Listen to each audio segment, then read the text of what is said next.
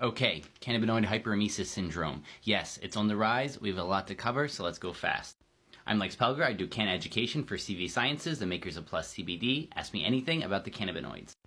First, I'm starting to experiment. On the CVResearch site, I put everything I've ever found that's been published about Cannabinoid Hyperemesis Syndrome, especially in the last 5 years. If you can find anything else, let me know. But if you're looking for the data, here it is.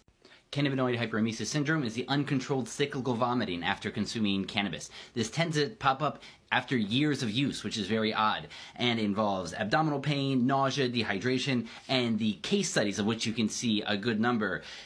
Kidney injuries, kidney stones, air in the body cavities and the spine, hypophosphatemia, which is low levels of the electrolyte phosphate. There have certainly been some deaths from this, and you'll see in the comments of any video about this that it is incredibly bad. I would welcome your stories. That's where the real data is. As a scientist, this is one of the most backwater data areas I've ever seen. There are a bunch of case studies and there are reviews with hypotheses, and that's it. There's not really great research being done here, and as I typically find, the best research is in the anecdotes of people like you who have things to share, so we're all ears in the comments.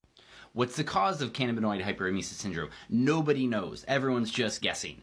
And why did it start popping up? Mostly in the last 5 years. One guess is that the THC levels are higher, which isn't a bad guess. You have a ton of cannabinoid receptors in your guts. But that being said, people had access to high levels of THC since the 60s and through all of human history. It is easier now, and this does tend to occur more with people who are dabbing, which is huge levels of cannabinoids.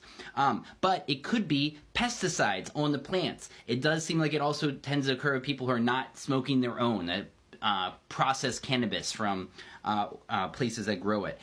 There's one theory I've seen that it could be the latent hop viroid, which is a viroid that has been decimating cannabis crops, especially in California lately.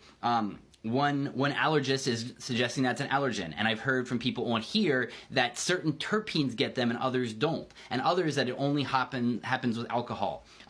Be wary, this could be happening to you. It is on the rise, as this commenter said, and sometimes it starts small and you start ignoring it, but eventually it can get really, really bad. One note about diagnoses is that it's very hard. A lot of doctors don't know about this. We need to spread the awareness. The other thing is, if you smoke cannabis, they'll just say, oh, it's this, and not look at any of the many other things that it could be. It presents in a lot of weird ways, and it can be other conditions, not this one. Treatments. Hot showers is the most well known, but be careful using too much heat. People are ripping over heating pads and causing long-term damage to their skin.